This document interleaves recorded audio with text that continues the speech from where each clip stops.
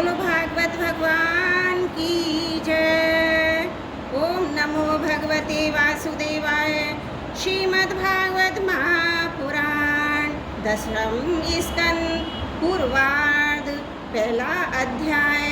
भगवान के द्वारा पृथ्वी को आश्वासन, वसुदेव देवकी का विवाह और कंस के द्वारा देवकी के 6 पुत्रों की हत्या। राजा परीक्षित ने पूछा, भगवान आपने चंद्रवंश और सूर्यवंश के विस्तार तथा दोनों वंशों के राजाओं का अत्यंत अद्भुत चरित्र वर्णन किया। भगवान के परम प्रेमी मुनिवर, आपने स्वभाव से ही धर्म प्रेमी यदुवंश का भी विशद वर्णन किया। अब कृपा करके उसी वंश में अपने अंश श्री बलराम जी के साथ अवतीर्ण हुए भगवान श्री कृष्ण के परम चरित्र भी हमें सुनाइए। भगवान श्री कृष्ण समस्त प्राणियों के जीवन दाता एवं सर्वात्मा हैं। उन्होंने यदुवंश में अवतार लेकर जो लीलाएं की है उनका विस्तार से हम लोगों को श्रवण कराइए। जिनकी तृष्णा की प्यास सर्वदा के लिए बुझ चुकी है, वे जीवन मुक्त महापुरुष जिसका पूर्ण प्रेम से अतृप्त रहकर ज्ञान किया करते हैं। मुमुक्ष जनों के लिए जो भवरोग का रामबाण औषध है तथा विषयी लोगों के लिए भी उनके कान और मन को परम सौहार्द आने वाला है। भगवान श्री कृष्णचंद्र के ऐसे सुंदर सुखद रसीले गुणानुवाद से पशुघाती और आत्मघाती मनुष्य के अतिरिक्त ऐसा कौन है जो विमुख हो जाए और उससे प्रीति ना करे। श्री कृष्ण तो मेरे कुलदेव ही हैं। जब कुरुक्षेत्र में महाभारत युद्ध हो रहा था और देवताओं को भी जीत लेने वाले भीष्म पितामह आदि अतिरथियों से मेरे दादा पांडवों का युद्ध हो रहा था, उस समय कौरवों की सेना उनके लिए पार समुद्र के समान थी, जिसमें भीष्म आदि वीर बड़े बड़े मच्छरों को भी निकल जाने वाले तिमिंगल मच्छरों की भांति भय उत्पन्न कर रहे थे। परंतु मेरे स्वनाम धन्य पिता में भगवान श्री कृष्ण के चरण कमलों की नौका का आश्रय लेकर उस समुद्र को अनायास ही पार कर गए। ठीक वैसे ही जैसे कोई मार्ग में चलता हुआ स्वभाव से ही बछड़े के खुर का गड्ढा पार कर जाए। महाराज, मेरा यह शरीर जो आपके सामने है तथा जो कौरव और पांडव दोनों ही वंशों का एकमात्र सहारा था, अश्वत्थामा के ब्रह्मास्त्र से जल चुका था। उस समय मेरी माता जब भगवान की शरण में गई तब उन्होंने हाथ में चक्र लेकर मेरी माता के घर में प्रवेश किया और मेरी रक्षा की। केवल मेरी यही बात नहीं, वे समस्त शरीरधारियों के भीतर आत्मा रूप से रहकर अमृत तत्व का दान कर रहे हैं और बाहर काल रूप से रहकर मृत्यु का मनुष्य के रूप में प्रतीत होना, यह तो उनकी एक लीला है। आप उन्हीं की ऐश्वर्य माधुर्य से परिपूर्ण लीलाओं का वर्णन कीजिए। भगवान, आपने अभी बतलाया था कि बलराम जी रोहिणी के पुत्र थे। इसके बाद देवकी के पुत्रों में भी आपने उनकी गणना की। दूसरा शरीर धारण किए बिना 2 माताओं का पुत्र होना कैसे संभव है? असुरों को मुक्ति देने वाले तथा भक्तों के प्रेम वितरण करने वाले भगवान श्री कृष्ण अपने वात्सल्य स्नेह से भरे हुए पिता का घर छोड़कर ब्रज में क्यों चले गए? यदुवंश शिरोमणि भक्त वत्सल प्रभु ने नंद और गोप बंधुओं के साथ कहाँ का निवास किया? ब्रह्मा और शंकर का भी शासन करने वाले प्रभु ने ब्रज में पदरूपी रहकर कौन कौन सी लीलाएं की? और महाराजाओं ने अपने माँ के भाई मामा कंस को अपने हाथों क्यों मार डाला? वे मामा होने के कारण उनके द्वारा मारे जाने योग्य तो नहीं था। मनुष्याकार सच्चिदानंद विग्रह प्रकट करके द्वारकापुरी में यदुवंशियों के साथ उन्होंने कितने वर्षों तक निवास किया और उन सर्वशक्तिमान प्रभु की पत्नियां कितनी थी? मुनि, मैंने श्री कृष्ण की जितनी लीलाएं पूछी है और जो नहीं पूछी है वे सब आप मुझे विस्तार से सुनाइए, क्योंकि आप सब कुछ जानते हैं। मैं बड़ी श्रद्धा के साथ उससे सुनना चाहता हूँ। भगवान, अन्न की तो बात ही क्या है, मैंने जल का भी परित्याग कर दिया, फिर भी ऐसे भूख प्यास जिसके कारण मैंने मुनि के गले मृत सर्फ डालने का अन्याय किया था, मुझे तनिक भी नहीं सता रही है, क्योंकि मैं आपके मुख कमल से झड़ती हुई भगवान की सुधामयी लीला कथा का पान कर रहा हूँ।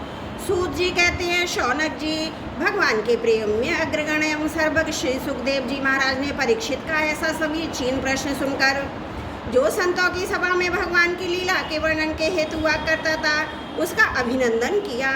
भगवान श्री कृष्ण उन लीलाओं का वर्णन प्रारंभ किया तो समस्त कलिमलों को सदा के लिए वे धो डालती हैं। श्री सुखदेव जी कहते हैं, भगवान के लीला रस के रसिक राजर्षि, तुमने जो कुछ निश्चय किया है वह बहुत ही सुंदर और आदरणीय है, क्योंकि सबके हृदय आराध्य श्री कृष्ण की लीला कथा श्रवण करने में तुम्हें सहजम सुदर्ण प्रीति कथा के संबंध में प्रश्न करने से ही वक्ता, प्रश्नकर्ता और श्रोता तीनों ही पवित्र हो जाते हैं। जैसे गंगा जी का जल या भगवान शालिग्राम का चरणामृत सभी को पवित्र कर देता है।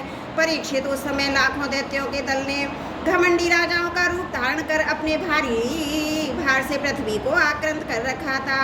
उससे त्राण पाने के लिए ब्रह्मा की शरण में गई। पृथ्वी ने उस समय गौंद रूप धारण कर रखा था। उनके नेत्रों से आंसू बह बह कर मुंह पर आ रहे थे। उनका मन तो खिन्न था ही, शरीर भी वह कृश हो गया था। वह बड़े करुण स्वर से रंभा रही थी। ब्रह्मा जी के पास जाकर उसने उन्हें अपनी पूरी कष्ट कहानी सुनाई। ब्रह्मा जी बड़ी सहानुभूति के साथ उनकी दुख गाथा सुनी। उसके बाद वे भगवान शंकर स्वर्ग के अन्याय प्रमुख देव तथा गौ के रूप में आई हुई पृथ्वी को अपने साथ लेकर क्षीर सागर के तट पर गए। भगवान की देवताओं के भी आराध्य देव हैं। वे अपने भक्तों की समस्त अभिलाषाएं पूर्ण करते हैं और उनके समस्त क्लेशों को नष्ट कर देते हैं। वे ही जगत के एकमात्र स्वामी हैं। क्षीर सागर के तट पर पहुंचकर ब्रह्मा आदि देवताओं ने पुरुष सूक्त के द्वारा उन्हीं परम पुरुष सर्वंतर्यामी प्रभु की स्तुति की। स्तुति करते करते ब्रह्मा जी सामिस्त में हो गए और उन्होंने समाधि अवस्था में आकाशवाणी सुनी। इसके बाद जगत के निर्माण करता ब्रह्मा जी ने देवताओं से कहा, देवताओं, मैंने भगवान की वाणी सुनी है, तुम लोग भी उसे मेरे द्वारा अभी सुन लो और फिर वैसा ही करो। इसके पालन और विलंब नहीं होना चाहिए। भगवान को पृथ्वी के कष्ट का पहले से ही पता था। वे ईश्वरों के भी ईश्वर हैं, अतः अपनी काल शक्ति के द्वारा पृथ्वी का भार हरण करते हुए वे जब तक पृथ्वी पर लीला करें तब तक तुम लोग भी अपने अपने अंशों के साथ यदुकुल में जन्म लेकर उनकी लीला में सहयोग दो। वसुदेव जी के घर स्वयं पुरुषोत्तम भगवान प्रकट होंगे। उनकी और उनकी प्रियतमा श्री राधा की सेवा के लिए देवांगनाएं जन्म ग्रहण करें। स्वयं प्रकाश भगवान शेष भी, जो भगवान की कला होने के कारण अनंत है, अनंत का अंश भी अनंत ही होता है, जिनके सहस्त्र मुख हैं, भगवान के प्रिय कार्य करने के लिए उनसे पहले ही उनके बड़े भाई के रूप में अवतार ग्रहण करेंगे। भगवान की वह शक्तिशालिनी योग माया भी, जिसने सारे जगत को मोहित कर रखा है, उनकी आज्ञा से उनकी लीला के कार्य संपन्न करने के लिए अंश रूप से अवतार ग्रहण करेंगी। श्री सुखदेव जी कहते हैं, परीक्षित, प्रजापतियों के स्वामी भगवान ब्रह्मा जी ने देवताओं को इस प्रकार आज्ञा दी और पृथ्वी को समझा बुझाकर ढांढस बंधाया।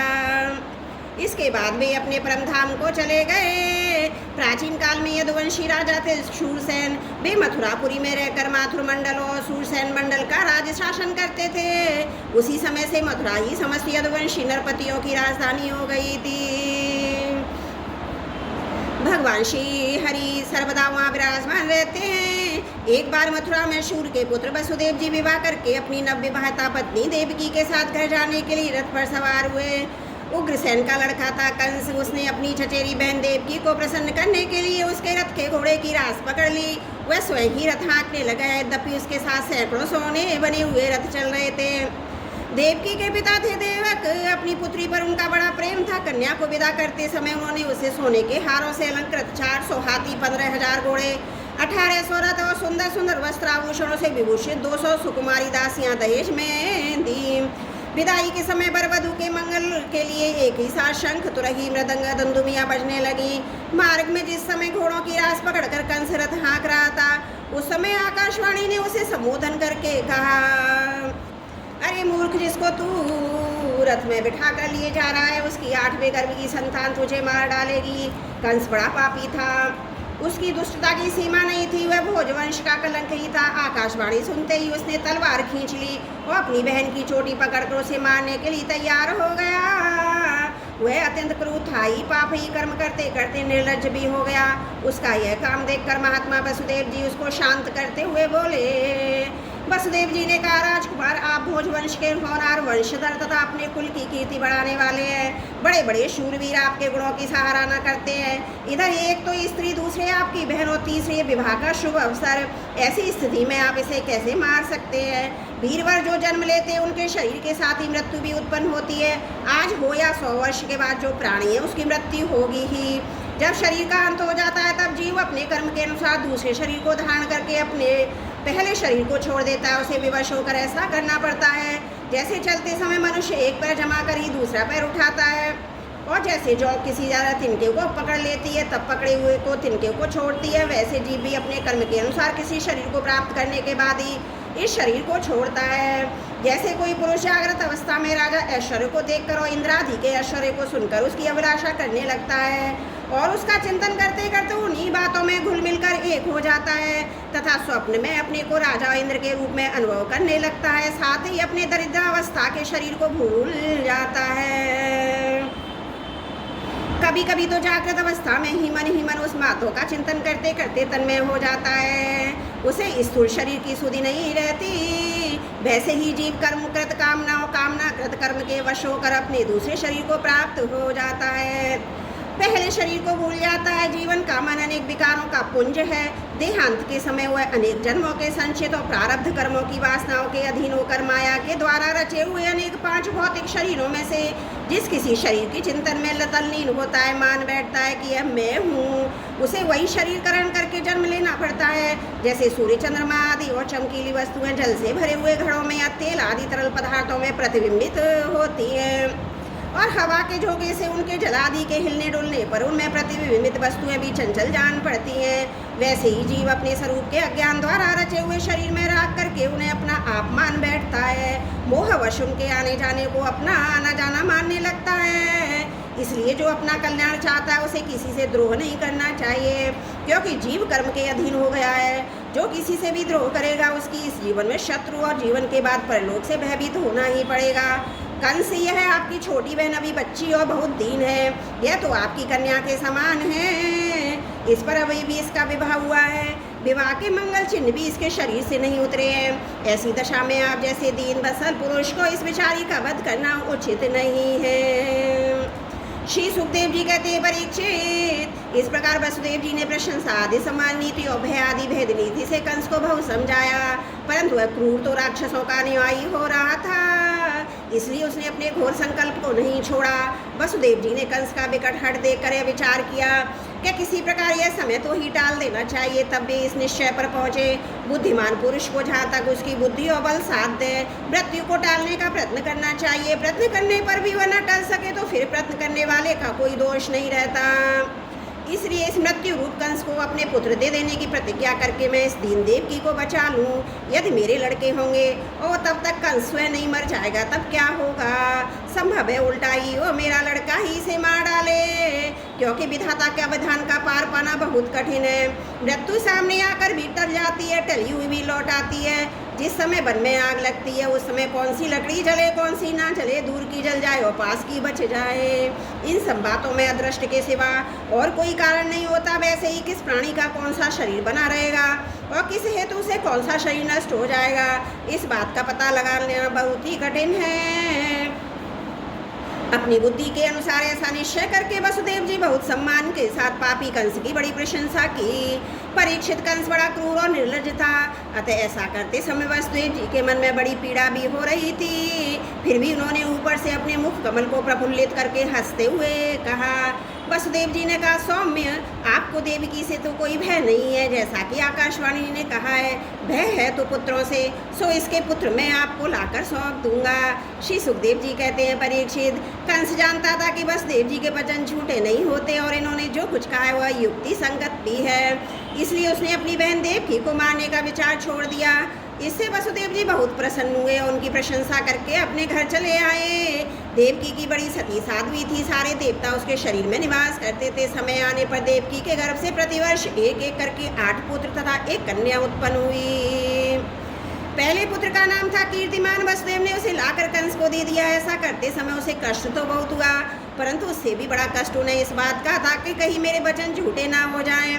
परीक्षित, सत्य संध पुरुष बड़े से बड़ा कष्ट भी सह लेते हैं। ज्ञानियों को किसी बात की अपेक्षा नहीं होती।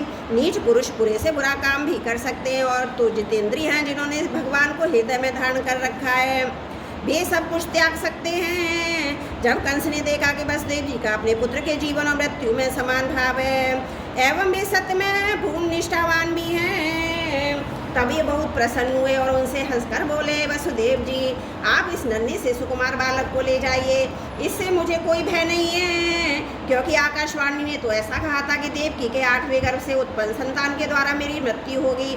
वसुदेव जी ने कहा ठीक है, और इस बालक को लेकर वे लौट आए, परंतु उन्हें मालूम था कि कंस बड़ा दुष्ट है और इसका मन उसके हाथ में नहीं है, वह किसी क्षण बदल सकता है, इसलिए उन्होंने उसकी बात पर विश्वास नहीं किया। परीक्षित, इधर भगवान नारद कंस के पास आए और उससे बोले कि कंस, ब्रज में रहने वाले नंद आदि गोप उनकी स्त्रियां, वसुदेवादेव वृष्णवंशी यादव जयदेव की यदुवंश की स्त्रियां और नंद वसुदेव दोनों के सजातीय बंधु बांधव और सगे संबंधी सबके सब देवता हैं। जो इस समय तुम्हारी सेवा कर रहे हैं वे भी देवता ही हैं। उन्होंने भी ये बतलाया, दैत्यों के कारण पृथ्वी का भार बढ़ गया है, इसलिए देवताओं की ओर से अब उनके वध की तैयारी की जा रही है। जब देवर्षि नारद इतना कहकर चले गए, तब कंस को यह निश्चय हो गया कि यदुवंशी देवता हैं और देवकी के गर्भ से विष्णु भगवान ही मुझे मारने के लिए पैदा होने वाले हैं। इसलिए उन्होंने देवकी और वसुदेव को हथकड़ी बेड़ी से जकड़कर कैद में डाल दिया। उन दोनों में से जो जो पुत्र होते गए उन्हें मारता गया। उसे हर बार यह शंका बनी रहती कि कहीं विष्णु ही इस बालक के रूप में ना आ गया हो। परीक्षित, पृथ्वी में यह बात प्राय देखी जाती है कि अपने प्राणों का ही पोषण करने वाले लोभी राजा अपने स्वार्थ के लिए माता पिता भाई बंधु और अपने अत्यंत हितैषी इष्ट मित्रों को भी हत्या कर डालते हैं। कंस जानता था कि मैं पहले कालिनेमी असुर था और विष्णु ने मुझे मार डाला था, इससे उसने यदुवंशियों से घोर विरोध ठान लिया। कंस बड़ा बलवान था, उसने यदु भोज और अंधक वंश के अधिनायक अपने पिता उग्रसेन को कैद कर लिया और शूरसेन देश का राज्य स्वयं करने लगा। बोलो भागवत भगवान की जय। 10वां स्कंद, प्रथम अध्याय समाप्त। त्रुटियों के लिए क्षमा प्रार्थी हूँ।